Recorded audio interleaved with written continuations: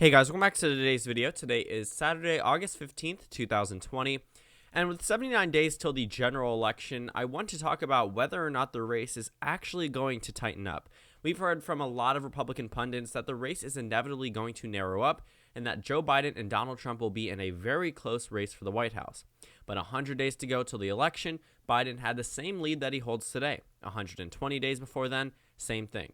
And as the days progress and as this countdown goes down, Donald Trump isn't improving on his numbers. There are marginal improvements of 0.3% to 0.5% in some swing states, and there was that point in time where Biden was, flailing in his lead from what was a 7-point lead down to a 5-point lead in some of these swing states, but they have since returned. And that was only a 2-3 day issue for the Biden campaign, which rebounded immediately after him announcing Senator Kamala Harris as his vice presidential nominee.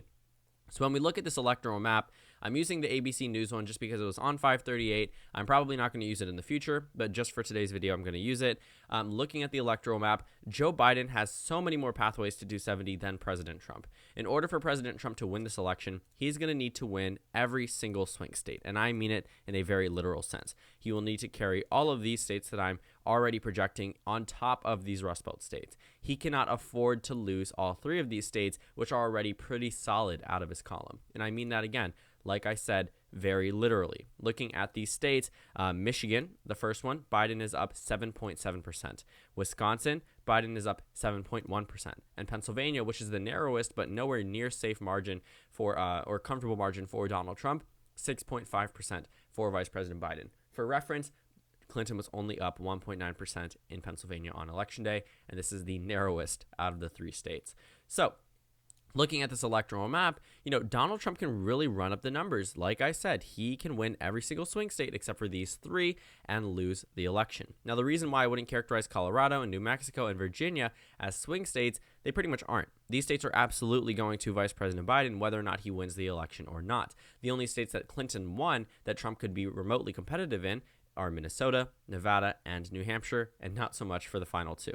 Minnesota is probably going to be the only one where we would see Donald Trump actually having a positive effect on Republican vote share in that state, as it did in 2016. But following Donald Trump, those states, at least Minnesota, probably won't be too competitive until we start to see drastic movements out of the minority communities in Minnesota, which in turn, as expected, make a state redder. So as we look across this entire electoral map, Joe Biden isn't just leading in these three states, and this will probably stay throughout the election.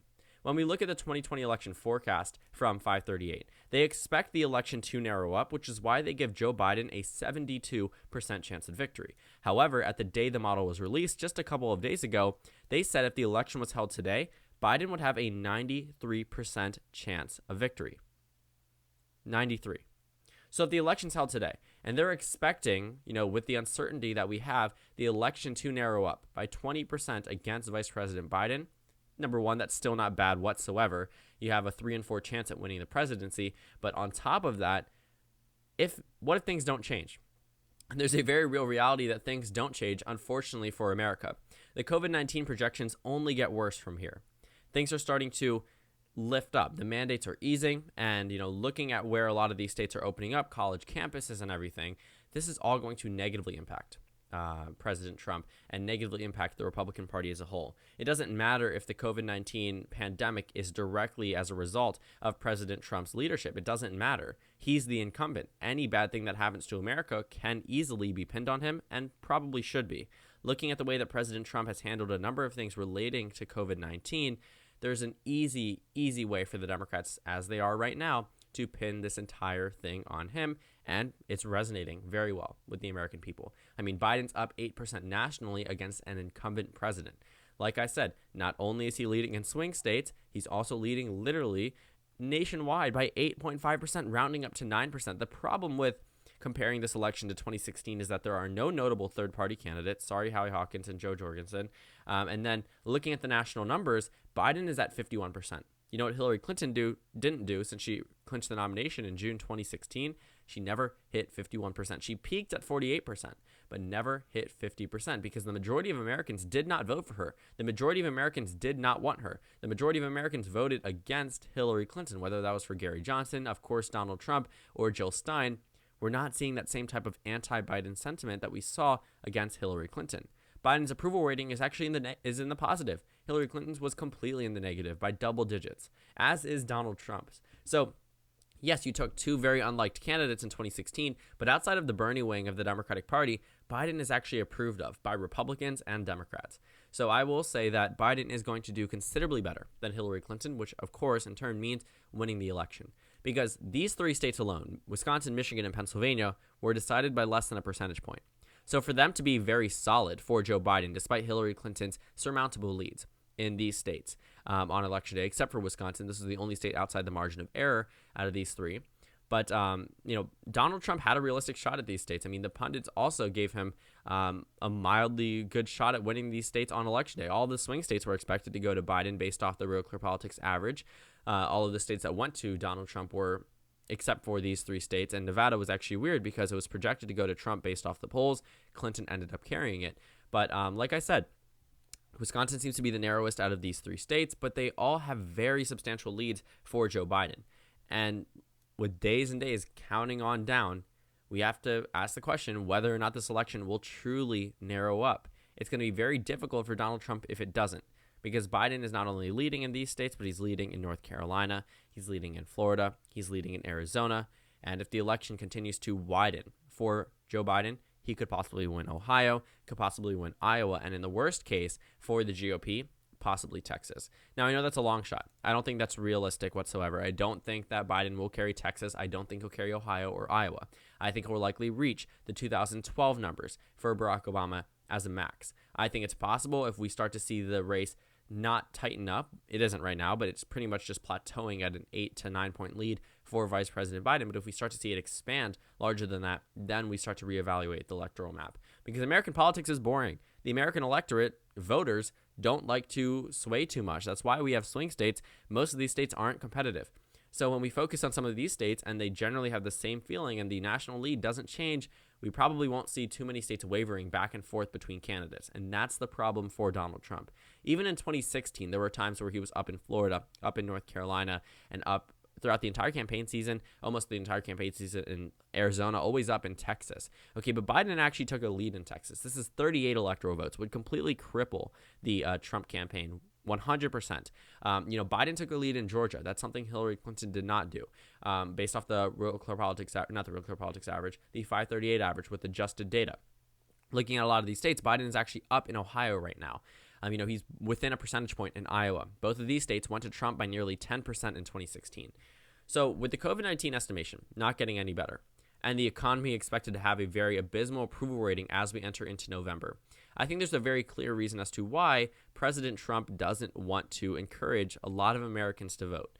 And I mean that. That's not a biased point of view.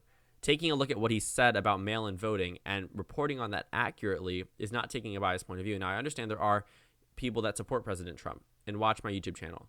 But please realize the comments that he's saying are only negatively affecting his campaign, and the fact that he was very vocal about why he doesn't want complete mail-in voting seems to dabble into the idea of voter suppression. 1 in 4 votes were cast by mail in 2016.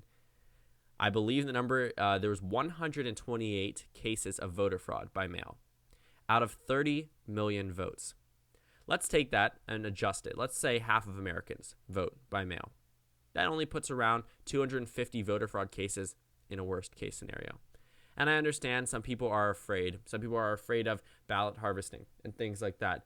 But we have to have trust in our electoral process. And you have to have trust in the mail-in voting system that we've had. President Trump is voting by mail, might I add. So I'm accurately reporting on what he has said. I'm just giving you the rundown of how I think that's going to negatively impact his campaign. And I understand some people, say, oh, I'm biased. I do have my own personal beliefs. I'm not going to deny that.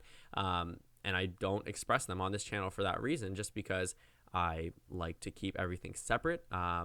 Whether I do it on my personal social media is my business or not. But for my YouTube channel altogether, I try to 100% pull that out of it. But if we're looking at the comments President Trump saying, he's completely rewrote the media that if I accurately report on what he's saying and how that's negatively going to impact him, all of a sudden I'm, in a sense, against the president's agenda or biased against him, but in reality, I'm just covering what he's saying. But moving past that point, the economy isn't going to get too much better. The COVID-19 cases are definitely not going to get better. In fact, they're increasing, and the curve is just going upwards. So we unflattened the curve, and now we're starting to project upwards, even with a current projection. Even if people, universal masks taking place on November 1st, right before Election Day, they are expecting 211,000 deaths. That's up from today, where we have 151,000. So 50,000 more American deaths. That's insane. And again, like I said, the economy likely won't recover until the COVID-19 pandemic is done.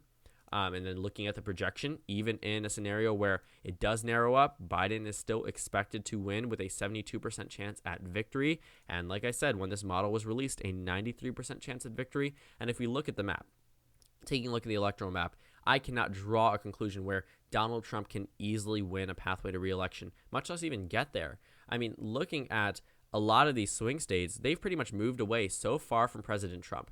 And America itself has also moved far away from President Trump. His approval rating is at 42% nationwide entering into his re-election bid. The generic ballot is matching the 2018 numbers almost to a T, which means they are entering in, the Democrats are entering in with the same energy that they won the House back in, the energy that they won numerous governor races in, nationwide, on top of the nationwide popular vote for Joe Biden, on top of a lead in the forecast, on top of COVID-19, which is going to negatively impact President Trump.